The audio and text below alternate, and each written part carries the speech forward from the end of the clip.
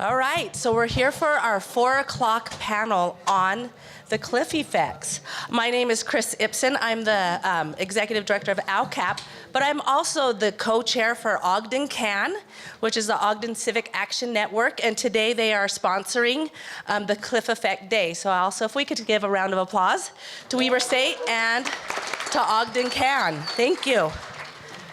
Okay. If we could go down and do a quick introduction of who we are, our name, who are representing, and what state you're from, we'll do that to introduce our panel. All right. Is this on? Yeah. Okay, great. Hi, everybody. Keith Barnes. I am the Senior Director of the Beyond the Cliff Initiative. So I'm housed at Martha O'Brien Center, which is in Nashville, Tennessee. But Beyond the Cliff is a national coalition, which includes many of the people on the stage and a few folks in this room. Well, really, I think by extension, most folks in this room, because Circles USA is part of it. So that's me. Thank you. Hello, I am Michelle Crawford. I am representing Circles Salt Lake as a chapter, and then also the Western region of Circles USA, who happened to win first prize for trivia on the first night. It's not over. We're carrying that all conference. Sorry, we have limited time. I am done. West is the best. Hello, I'm Annette Cummins, and I am local here in Weber County, and I represent Circles in Weber County and ALCAP.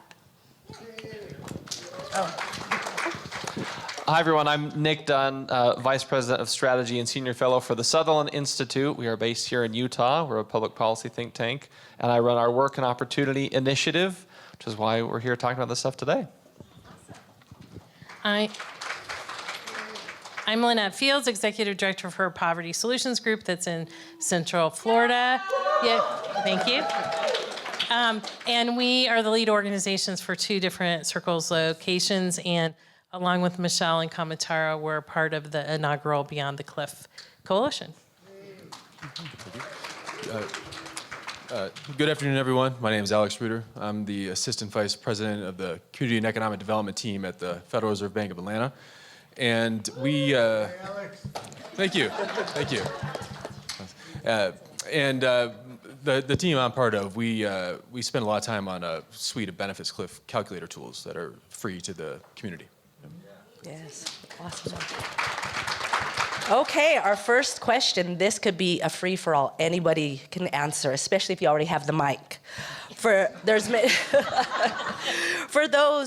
in the room who may be less familiar, would one of you please describe the benefits cliff in your own words?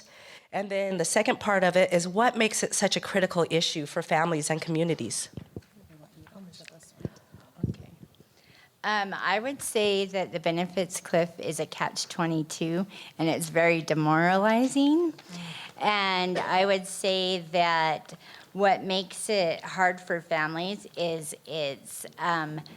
they are experiencing, they're struggling. They're trying to get there, and they're working forward towards their goals.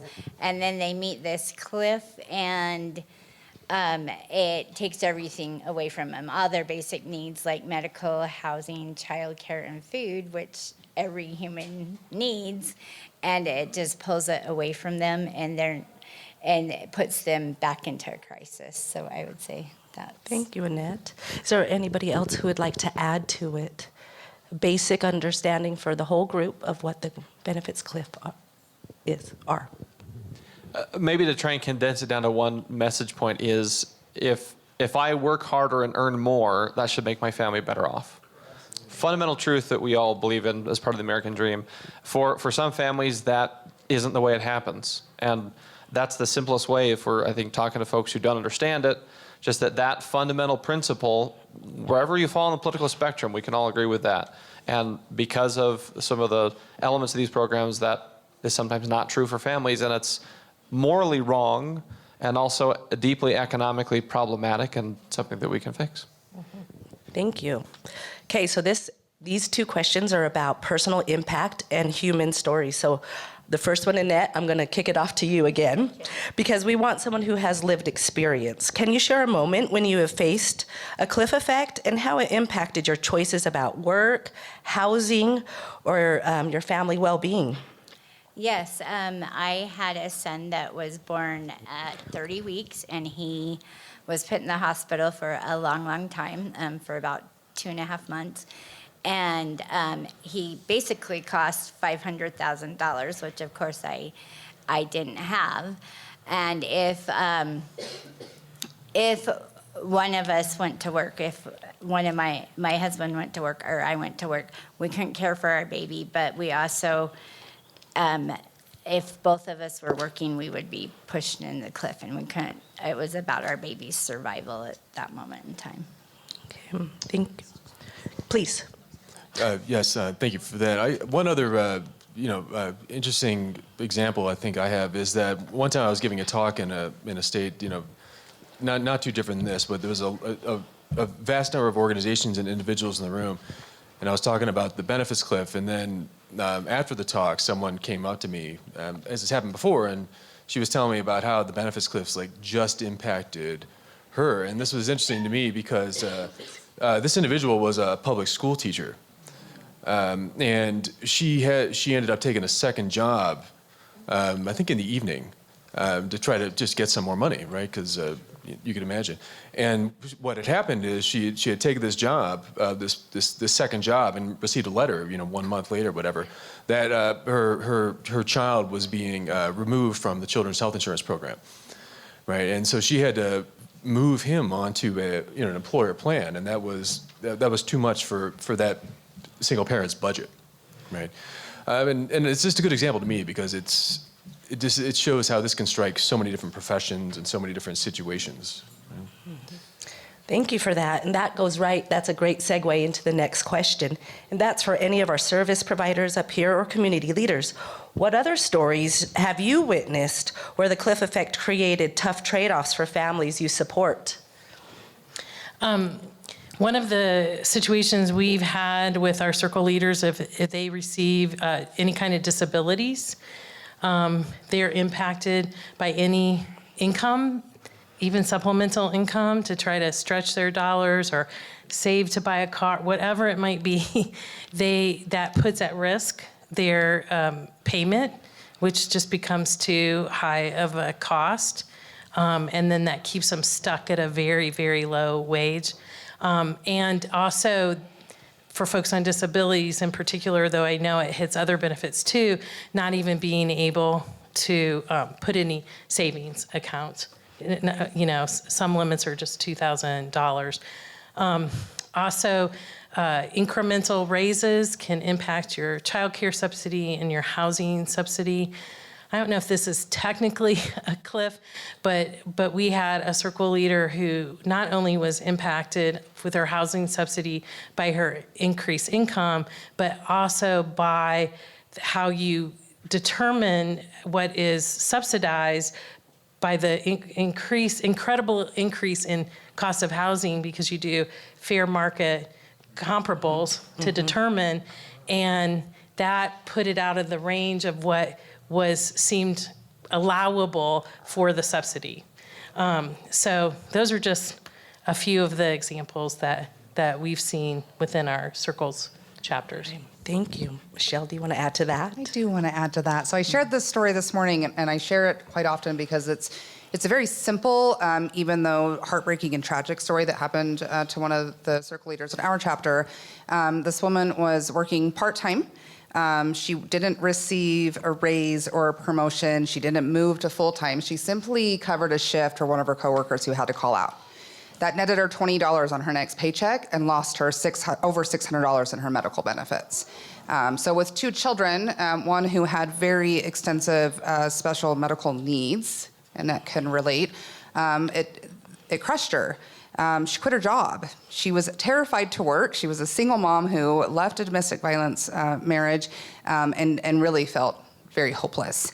So we're happy and excited for Chris because she came to Circles. We got her employed again, built community around her, and she worked part-time for a very long time, but when she had the opportunity and was approached by her supervisor to go full-time because of the value she brought to her job, she had no idea she had that value. Past experience had made her feel like she didn't. So A, she was terrified to even have the conversation, and B, she knew that she couldn't take that job. She was wrong. She could take that job. We worked through that. But that's just a story that really gets people. You don't realize, like, one paycheck, right? $20 extra because I covered a shift. I now don't qualify for Medicaid, and my kids need it. Wow, thank you. Very heartbreaking. Okay, the next question, Nick, I'm going to kick it off to you because this is about systems and policy. From a policy perspective, why has it been so hard to address the cliff effect in our current benefit structure?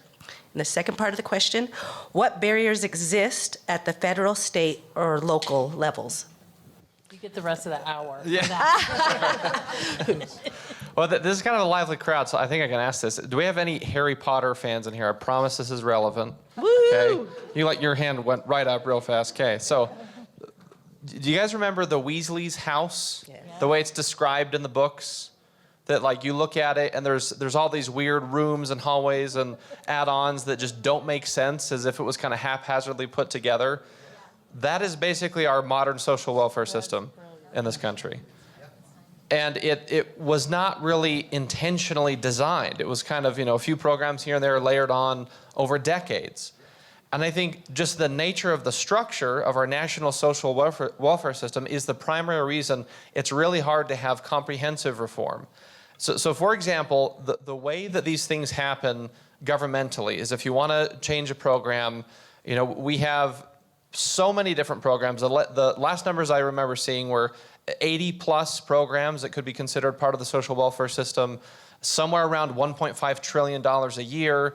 They're administered by multiple different federal agencies that report through multiple different congressional committees.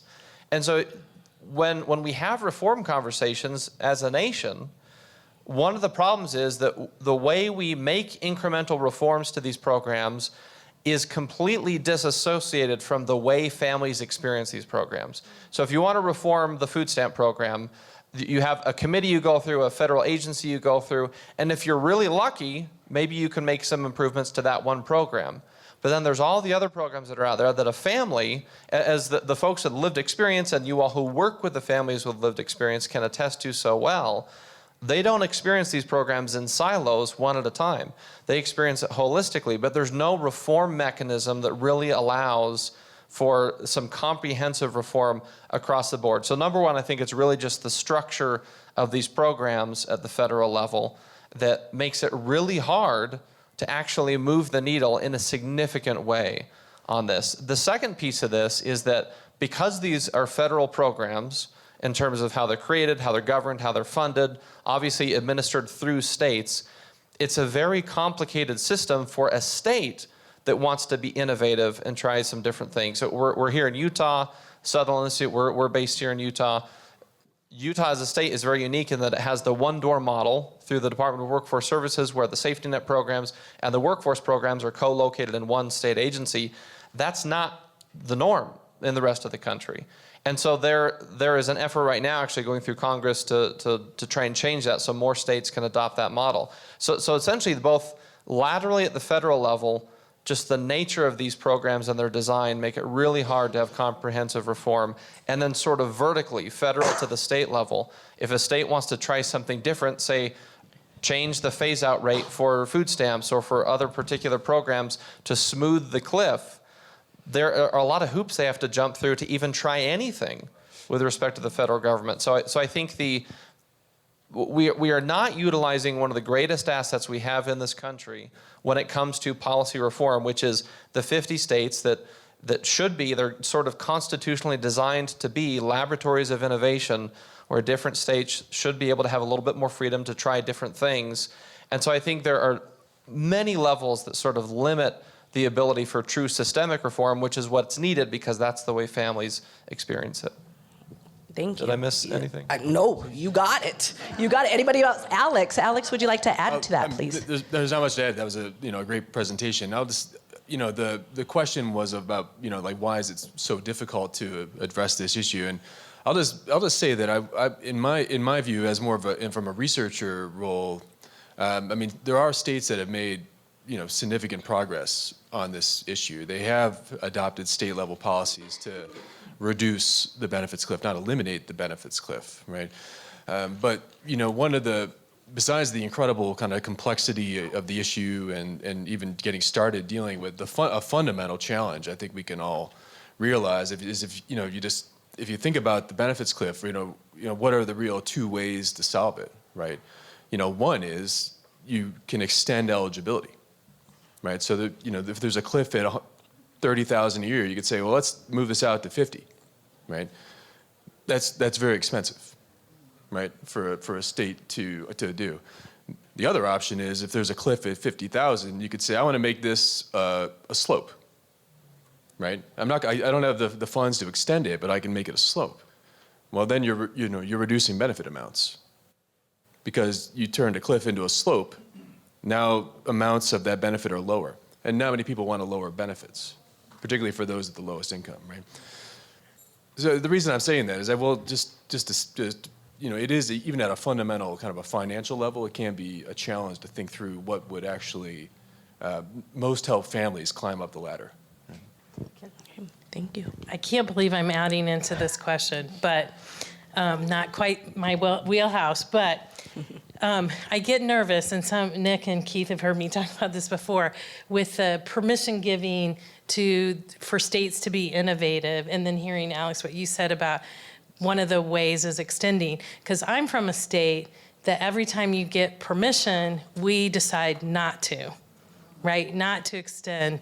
So we're in that small number of states that doesn't extend Medicaid, doesn't do the summer EBT, whatever the list is. Whenever there's an opt-out, we opt out. So I think it's a great way to innovate at the state level, but eventually, I'm afraid, if it isn't change at the federal level, then states like mine will keep opting out. And I think that just adds to the complexity.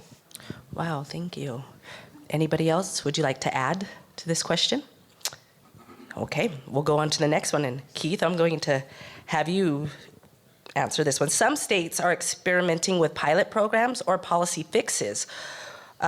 What promising solutions have you seen, and what lessons can we learn from them? Yeah, that's a great question. I think before I respond to it, I'll kind of at a higher level share APHSA, so you can Google this, the APHSA Benefits Cliff Resource Hub. They've done a really good job of compiling a lot of what states have done. I'll also note Beyond the Cliff will be putting out resources in the coming year that also kind of dig deeper here because APHSA's got some really great resources, but there isn't sort of just one single resource, and it is kind of missing. But to give a little teaser for what that might look like, there are, on the one hand, there's a lot of sort of existing policy levers that states can pull, and many already have around, adjusting eligibility limits for SNAP and things like that. So I won't go into that because you can find it on the APHSA website. Where we're seeing some really interesting sort of innovative approaches, I'll make sure I hand it over to Nick to talk about the work in Utah because I think that's and maybe Michelle, if you're ready. So there's also the work that's happening in DC. We'll count them as a state for the purposes of this conversation. So they've launched this initiative called Career Map. And so it's specifically focused on one of the, a population that particularly faces barriers to economic mobility. So it is families that have experienced homelessness.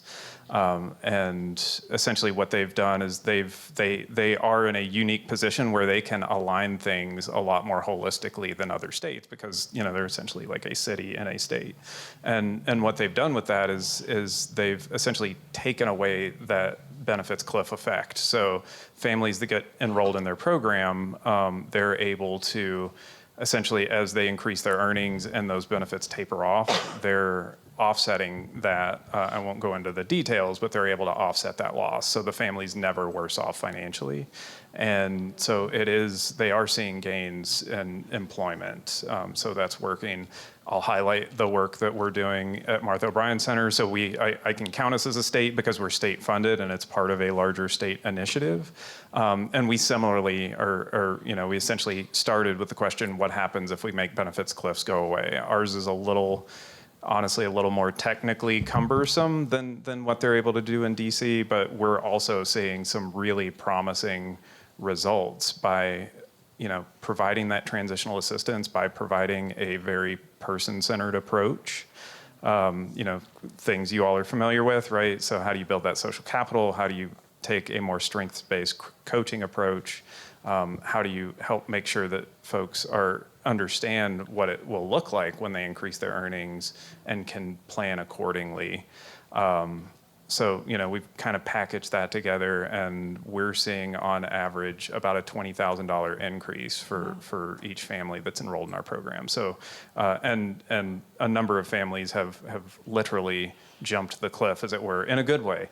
So we're seeing promising results through pilots like that. Again, I could spend the rest of the day just talking about all the great work that's happening, but I will let others up here share about good things they know about. That's great, a $20,000 increase. Okay, go ahead, Nick, add to it. Yeah, so this idea of state pilots, and actually does tie into the question and the very understandable tension at times around this principle of federalism and states having flexibility. I'll mention what Utah is doing and then tie it back to that principle. But at Sutherland Institute, we pulled together a working group last year of folks here in the state, members of the Utah State Legislature, the governor's office, the Department of Workforce Services, other community groups and nonprofits.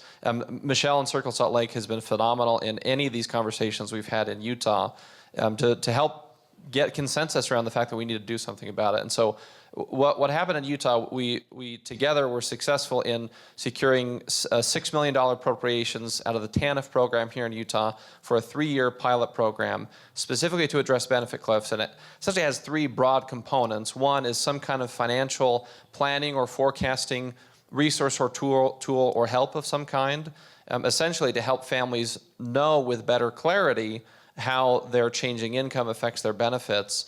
And the big reason for that was at times we heard folks say, well, how much of is the cliff effect truly structural versus just perceptual? Are there times understanding gaps about how these programs work? And this pilot is designed to essentially allow for, well, if you think it's 100% structural, this pilot is going to help people navigate it and capture really robust data so we know where to reform in the future. If you think it's mostly perceptual, this pilot is intended to help kind of fill those information gaps because of the component of community coaching, mentoring, and those kinds of things with that robust data capture. And again, the hope is to help families now that either they might see what happens before them if their income changes and say either, well, hey, that's not as bad as I thought. I can actually say yes to that's great. Or if it is an instance where they say, yes, there's a true structural cliff in front of me, then the coaching and mentoring, helping them navigate, well, what do we do now? Do we work with your employer? Are there other resources out there? Other certificates or upskilling? All those kinds of things that, again, you all are expert at when it comes to actually helping these families. But I want to stress the data capture portion of it because that is really what's going to build the momentum for bigger picture, ultimately federal reforms. And the way this does tie back to that principle of allowing states a little bit more flexibility to be innovative. I totally get the concern, and it's 100% valid that, well, what if some states do something that we think is bad or something we don't like? In fact, I've had the same conversation with folks through other national coalitions that we're part of. Being here in Utah might say, well, if Utah just had some more flexibility and freedom to innovate, we would do some really great things, and I fundamentally do believe that. I had someone else say to me, well, But what if Illinois could do that? Are they going to do something bad, or California or Florida? And it's a very fair question, and it kind of strikes at the heart of that constitutional principle of federalism. And it comes back to those of us in this room, those of you who are practitioners and folks who work in the policy spaces. How do we craft that right balance where states are empowered to be innovative? And I would approach it from a standpoint of pilots, the kind of thing that Keith is talking about, the kind of thing that we're talking about in Utah. Because there has not been anywhere near enough of a robust apparatus by which states can actually try new ideas and outside the box kinds of creative ways of addressing this. And the pilots that we're talking about, we're hopeful that will, yes, help some families now, but be really important for the ongoing and future conversations about ultimately federal reform, because federal policymakers need evidence of what works well. And so if we want to have sort of cast a wide enough net where a lot of states can try some things that we like, we might have to accept a little bit of sometimes states might try something we don't like. And I get that that's a really hard balance and it kind of comes down to the details. But at the very least, states moving forward with pilots now, I think is really meaningful because, again, we need that momentum so we can have those federal reform conversations. And these pilots, I think, are part of that. Great. Thank you for sharing. For the sake of time, we're going to move on to the next so we can leave some time at the end for some question and answer from you all. Okay, these next questions are focusing on community employers. So, Michelle, let's have you kick this one off. How can local nonprofits, faith communities, and employers play a role in reducing the harm of the cliff effect, even before policy change happens? Two very important things in response to that. And one is talk about it. Right? We speak this language all day, every day in the work that we do, and we don't realize how many people still don't understand that this has a name. I've talked to plenty of people about benefits cliff, and they go, oh, that happened to me. I didn't even know it had a name. So talk about it, right? We don't realize sometimes the impact that we have in our social capital. I just got approached by a lovely, very kind man here before this session because Kelly from our chapter made a presentation at the University of Utah, which resulted in a student there volunteering for our children's program as a volunteer, and then told her dad about circles, and now he's here at this conference. That's pretty awesome. Talk about it. Talk about it and talk about the work that we're doing. And then, like in an ideal dream world, so please know this response is absolutely acknowledging that in the world of poverty, things don't always go the way that we hope they do for our circle leaders. They don't always remember the things that we tell them when we're coaching them. But please, be so intentional about coaching your circle leaders and talking to the people who you know who are receiving government assistance about the benefits cliff. So very oftentimes we hear about it after they've already lost a benefit, right? When they're in crisis mode, when Chris picked up that extra shift and lost Medicaid for her son and can't take him to the doctors, right? And she's in complete crisis state of mind. So that intentional coaching is what's beautiful and magical about what Circles does. So make sure that you're educating your communities, your circle leaders about the benefits cliff. Certainly use the resources, the tools that are made out there, right, to use the calculators so you can try to get ahead of it. So the best messages to give them is I know this sounds scary because we learned in Southern Utah recently, the circle leaders didn't know what benefits cliff was. So they get educated about that and now they're terrified and we understand why. So educate them about that, but also let them know that Circles has got their backs, right? We have these partnerships to get them prepared for it, to at least try to navigate it. Sometimes it means not taking that raise or that promotion, but at least it's getting ahead of the crisis of being worse off, right? Because they did before they told us, and then that we're working on this problem and trying to find a solution. Awesome. Lynette or anyone else on the panel want to add to this? Employers too?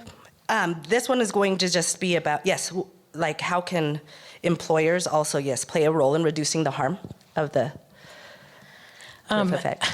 So many large employers have an arm that's corporate social responsibility that is to help the community that's completely separate from their internal operations.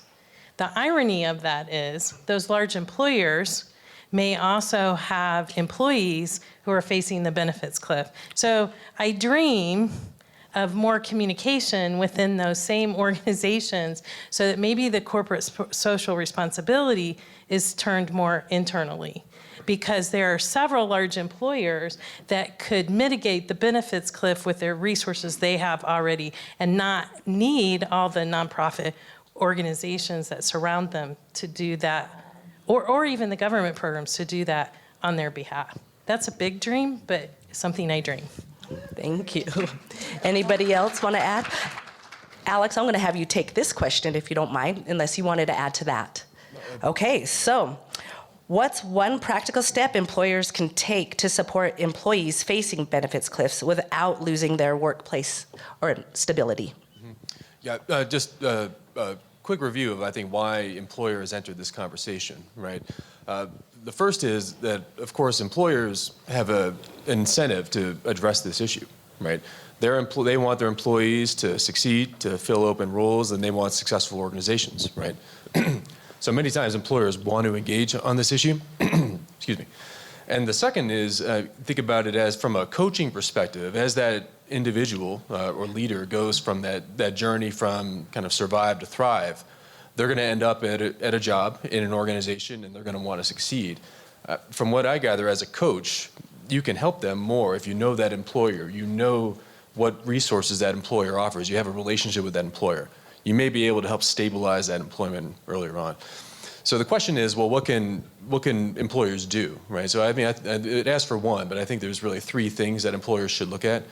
And the first is just awareness of the issue, right? And awareness of the issue, of course, can be just general awareness, but I usually like to say with the employers I talk to, you need to show me your wage structure, right? Show me where your entry level, show me your career pathways. I'm going to run those pathways through my tools, the CLIF tools, and we're going to see exactly what the benefits cliff in your organization looks like. That's a very effective way to let them know where the barriers are in their organization. Now, you can't go too far with this with an employer, because does an employer have household composition, public assistance enrollment of all their employees? No, they don't, right? So you have to make some assumptions, but this gets you a long way. Now, awareness, stage two, I would say, is human resources strategies, right? You just mentioned, I think, some of these. Compensation, benefit structure, other benefits that the employer can offer, right? There's two great toolkits, one from the Women's Foundation of Cincinnati and one from the Buffalo Niagara Chamber. They're called the HR Employer Toolkit, freely available. These toolkits offer a number of strategies to help low and moderate income workers. But the benefits cliffs is in each of these toolkits. And third and finally, and I mentioned this in my session, is coaching, right? Career development and coaching of workers that are facing a benefits cliff. And you may be asking, well, what can employers do here? And the first recognition is that employers might not want to engage in this kind of coaching. In fact, I don't know any that do. It requires sensitive information, a lot of confidence and a relationship with the employee. But nonprofits can, right? Nonprofits can work with employers, take on that coaching role. And it's much better if that nonprofit knows the details of what those career opportunities, what those benefits are at the employer, so that coaching conversation can really help the worker advance, not just in general, but at that specific company. Okay, great. Thank you for sharing those toolkits as well. I know sometimes, being an employer, you have good intentions, but there are negative consequences. So thank you for highlighting that. Anybody else on our panel like to share any practical steps that employers? Okay, moving on. We're going to be talking about bridges towards change. Anybody can answer this. Okay, if you could redesign one benefit program to avoid the cliff effect, what change would you make first? And Nick, I'm going to have someone pass you the mic, and maybe you could kick this off, and everyone can add as you like. So one of the things we did at Sutherland Institute is we surveyed current or recent participants of the safety net in Utah. We did this last year and put out a report kind of finding where does the cliff effect most acutely impact decision making for folks on these programs. And one of the things we wanted to understand was, is there a clustering effect? So which programs are the worst offenders, if you will. And I think this probably varies state to state.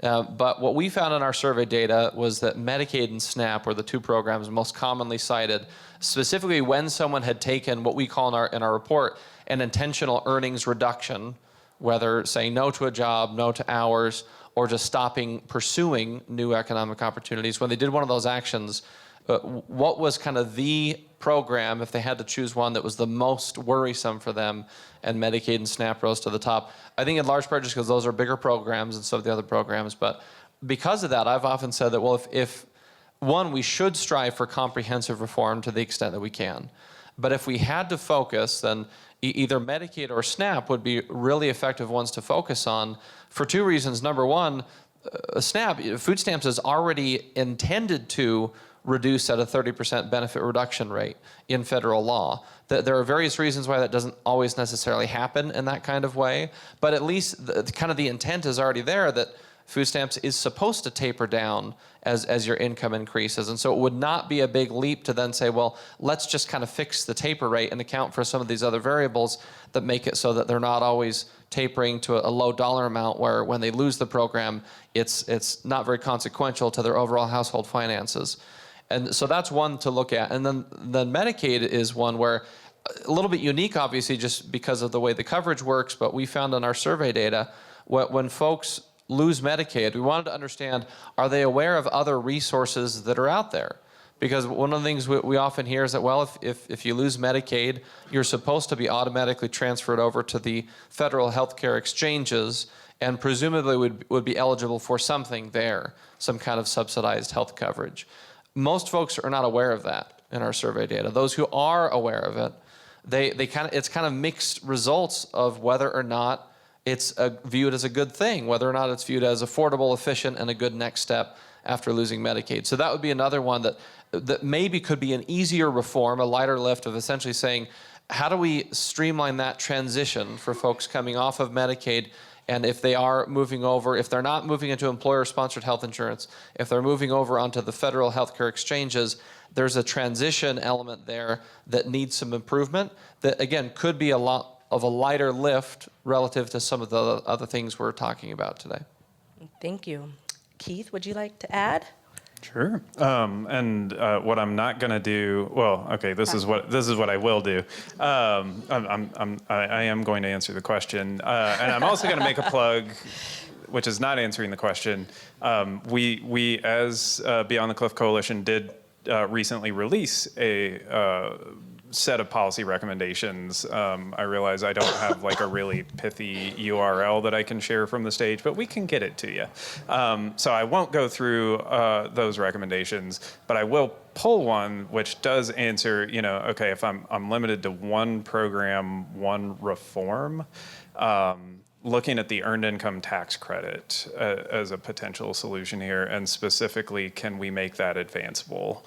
And the rationale here is there's a few things to keep in mind. One, when you increase your earnings and you potentially lose SNAP, Medicaid, these other benefits, like that happens not necessarily instantaneously, but for most families, most of the time, you're talking days, weeks, maybe 2 to 3 months. So if you've hit that cliff in those benefits, you've lost that resource. In theory, the EITC is designed to offset that, but in practice, it doesn't work that way, right? It's a bonus that you can claim when you file your taxes a year later. So if you get that new job in February, you lose your assistance by the spring. You're not getting that EITC bonus until the earliest is probably going to be February of next year if you're lucky, probably March, possibly April.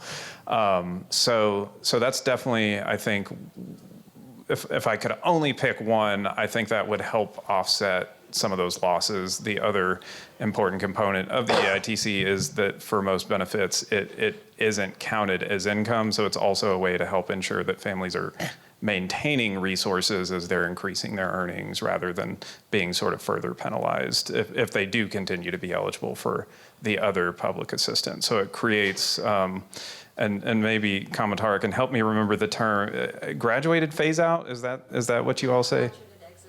Graduated exit, sorry, graduated exit ramp. So that would help create more of a graduated exit ramp. Thank you. Okay. Thank you. Okay, this one I'm going to ask Annette. I'm going to put you on the spot on this one, but anyone can join in as well. And that is, how can we better include the voices of those who have with lived experience in shaping these solutions? You can teach the circle leaders and everybody else that has this problem. You could teach them how to write letters, how to talk to people, how to talk to their legislatures, because their legislatures are the ones that ultimately hold all the power. And I think just start getting our people involved. Like, they don't understand how much power the people that are elected hold, and they don't understand how much power the people as themselves, as us, hold also when we speak with our legislatures and our elected officials in our cities and states. Thank you. Anybody else like to add to that? Michelle, Lynette? I just think we've got to Alex? get louder with our Big View efforts, right? So in the last session, one of the last breakouts, we had some local elected officials who came who came to speak about getting involved and engaged with your local elected officials. And even though I don't disagree with what Annette just said, part of it, I absolutely agree with what Annette said about the power actually being ours, right? So make sure that in your chapters, in your areas, in your Big View efforts, that your circle leaders understand what power they have. Don't give your power away. Don't give your freedom away by blaming or expecting your elected officials to make those decisions, right? It's yours. That's yours. So take your power back. Take your freedom back. Awesomely said. And I just want to give a shout out. The Circles Big View team has really been working on creating tools to be able for you to use in your chapters. So if you don't know about them, ask us.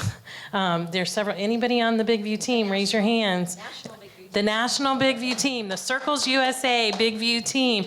If you're on it, talk to folks. We've got a one-pager. If you don't have the one-pager, it has like tips to, oh, look at that. Our own Circles USA Vano, doing, that's probably getting it to be a dated reference, but that's okay. It has, how do you talk to your community? How do you talk to your employer? How do you talk to your elected official? We're working on a whole slide deck to be able to talk about it, and how do we even integrate in that the tools like from the Atlanta Fed to help you be able to do what Annette and Michelle were talking about. But I didn't want to miss that moment. You have ways. That's what we're working on with the Big View. Oh, and if you want, I'm hearing, do you hear that from the crowd?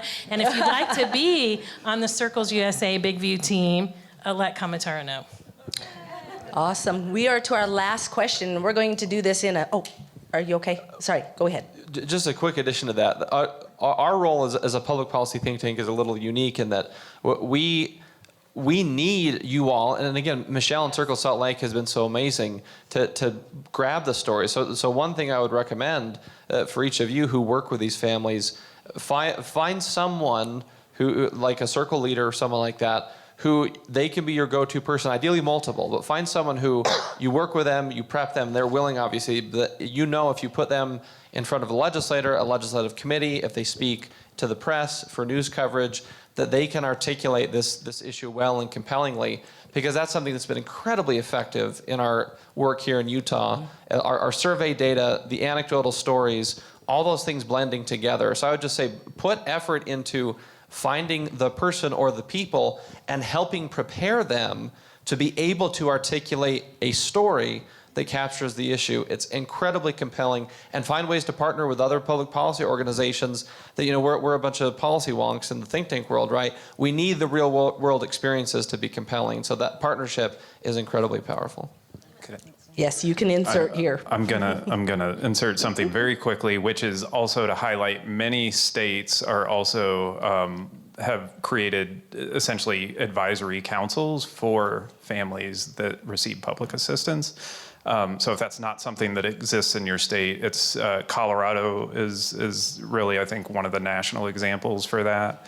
There are many others, but they're not in every state. And I think that's a really important interface to have individuals with lived experience sharing that directly with program administrators, because oftentimes, we all do want the same things, but when you have that disconnect between, you're trying to run a program from kind of a governmental perspective, So having those families at the table is really important. So I want to highlight that also as an important tool if it's not already in your community. Awesome. Okay, so you guys both are segues into this last question. We're going to do this because we're pressed for time in a 30-second speed dating style, where we're going to start with Alex and come this way and finish. So we've heard 2 action items that we could be doing, and that's collecting stories and joining state advisory committees. But okay, Alex, let's start with you. If every leader in this room could take one action after today to help address the cliff effects, what would you urge them to do? Again, this is a little bit what I covered in my talk, so thank you for those that attended. So what I would like you to consider is, there's many ways to approach the coaching aspect of benefits cliff, how you work with a worker that's trying to deal with this issue and move up with an organization. What I would encourage you to concretely think about within your organizations is, what type of coaching around the benefits cliff do I want to offer? What level of expertise do I need to know about public assistance programs? How do I integrate it into my financial and career coaching protocols? How do I integrate it into just the broader way I serve this client?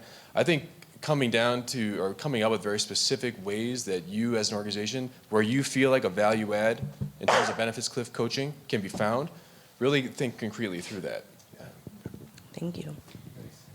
Since Alex is sitting right next to me, the tools can seem intimidating, right? And I've heard people say that, and so we talk about it, but we don't necessarily kind of jump in. So I would just encourage all of you who have any kind of role with circles, start with your own team, start with your staff, and just get more comfortable with the tools. I will also say, and I've only got 30 seconds, that I've found they're receptive. They work with us. Like, we can give them feedback on what's working and not working. So I think circles across all these states and all of us practitioners can use the tool and help make the tool better. Thank you. Go into enemy territory. Here's what I mean by that. We all, it hasn't come up in this conversation, but we all know that it's a very politically polarized time. It's felt like that for quite a while. This is one of the maybe few issues where I really think there's true potential for bipartisan consensus. We may not all agree on every particular intervention, but I think this is one of those issues where we can all agree about the nature of the problem and that we need to fix it. And so if you consider yourself on the political right, go find people on the other side. If you consider yourself on the political left, same kind of thing. This is such a unique issue area for that cross-partisan coalition building. And being in those conversations myself a lot in recent years, it's incredibly invigorating, and it will make your coalition so much more powerful, where you're sitting down with somebody who you typically may think, well, they probably aren't going to agree with me on much, and maybe even some elements of this issue we're going to debate and disagree on. But I think we can agree with the fact that we need to fix this. We need true reform. And that, especially in this day and age, is going to be incredibly compelling to all of the other audiences we're talking about, or we're talking about reaching out to. If it's sort of this true network, this coalition of people across the political spectrum. And so I just leave you with that, to go into enemy territory and recruit champions and find that common ground to move this forward. Thank you. I would say keep using our voices, be a little louder about it, and, get everyone to be involved and state what they need help with, and how they can be a community. Well said, Annette. Thank you, Michelle. What is left? Keep on going. It's all been said here, and I'll just repeat what I said earlier. Talk about it. Talk about it. So in your chapters, if you haven't yet hosted an event or a panel discussion or put something out, we've got all the resources. Everybody here collectively, and then of course your Circles USA office. We have the material for you. We've got the one pager. Call me anytime you want. I threw together a panel discussion with no time, and it got us on the map in the state of Utah for knowing about benefits cliff. So please, please, please talk about it. Get it out there. Host an event. Call me if you want help. Thank you. Well, now I definitely like what's left. I think building off of, yeah, I mean, definitely building off, particularly Nick, Annette, Michelle. We need to raise awareness on this issue. I've yet to encounter anybody who, once you explain it to them, they go, well, yeah, that's how this should be working, right? The issue, I think, really any kind of gravity we're working against isn't partisanship or anything like that. It's just most people don't understand this as an issue and how it's impacting families. So we need you all, we need leaders in particular to share their stories to help the average American and our policymakers understand, like, we have a system that is not serving families, and we have the opportunity, if we can build the will, to make this work better so that every family can have that opportunity to move forward and achieve their American dream. Thank you. Very good. Okay, we have 4 whole minutes left. It's probably room for one question? Do we have any questions from the audience for our awesome panel? Oh, yes, go ahead. Those of you who have transition assistance built into your model, typically how long do you provide that assistance to be able to jump over the cliff or to be that bridge?